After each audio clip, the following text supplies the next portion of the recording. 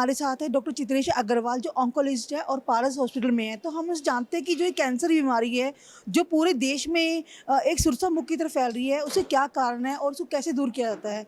तो सबसे पहले डॉक्टर साहब आपका स्वागत है हमारे चैनल में। Thank you, thank you.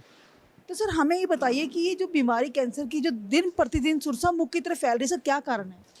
Cancer आजकल इसलिए ज़्यादा बढ़ रहा है क्योंकि एक तो डायग्नोसिस ज़्यादा हो रहा है, ज़्यादा टेस्ट अवेलेबल हैं, मेडिकल अवेयरनेस ज़्यादा है, तो इसीलिए डायग्नोसिस रेट पहले से बढ़ा है, इसलिए हमको लगता है कि बीमारी भी बढ़ रही है। बट इसके साथ साथ रिस्क फैक्टर्स बढ़ रहे हैं, हम लोग गलत खाना खा रहे हैं, पेस्टिसाइड्स हैं, इंसेक्टिसाइड्स हैं, पॉल्यूशन ज़्यादा बढ़ रहा है, तो ये कहीं ना कहीं हमारे जो एक हेल्दी लाइफस्टाइल होना चाहिए वो हम लोग नहीं ले पा रहे हैं, जिसकी वजह से ये और बढ़ रहा है। इसके साथ साथ हमारा जैसे पंजाब में, हरियाणा में, इंडिया में वैसे भी नशा कॉमन हो रहा है, अल्कोहल, टोबैको और नशे कॉमन हो रहे हैं, वो एक कॉमन कारण है जिसके कारण कैंसर बढ़ रहा है। इसके अलावा वायरल इन्फेक्शंस है, नई नई बीमारियां आ रही हैं जिनकी वजह से अगर क्रॉनिकली कोई वायरल इन्फेक्शन बॉडी में रहे तो भी कैंसर का रिस्क पहले से बढ़ सकता है। तो मुख्य ये 5-7 कारण हैं जिसके कारण से हमको लगता है कि कैंसर जो है वो पहले के मुकाबले ज़्यादा बढ़ रहा है।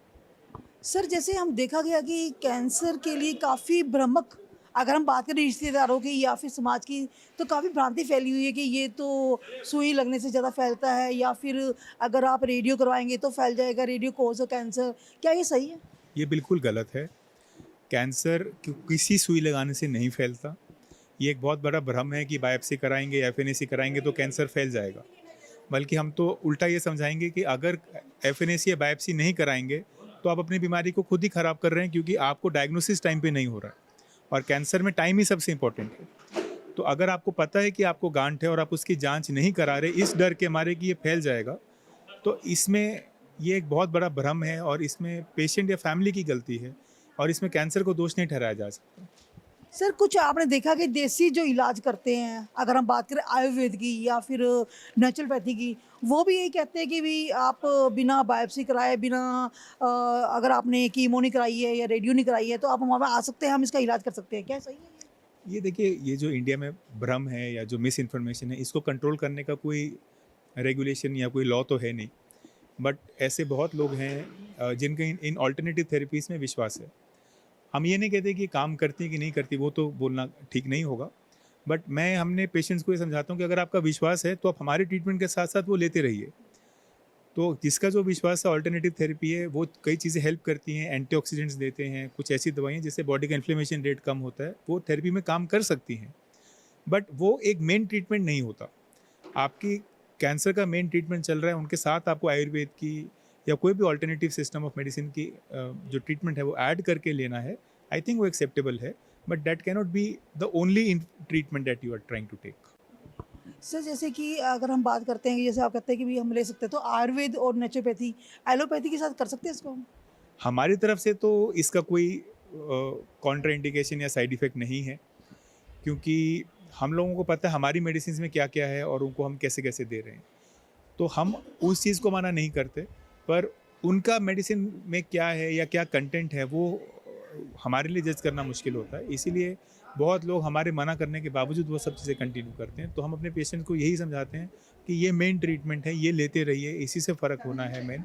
पर अगर आपको लगता है कि वो चीज़ें आपको हेल्प कर रही हैं तो उनको लेने में हमारी तरफ से कोई मनाही नहीं है।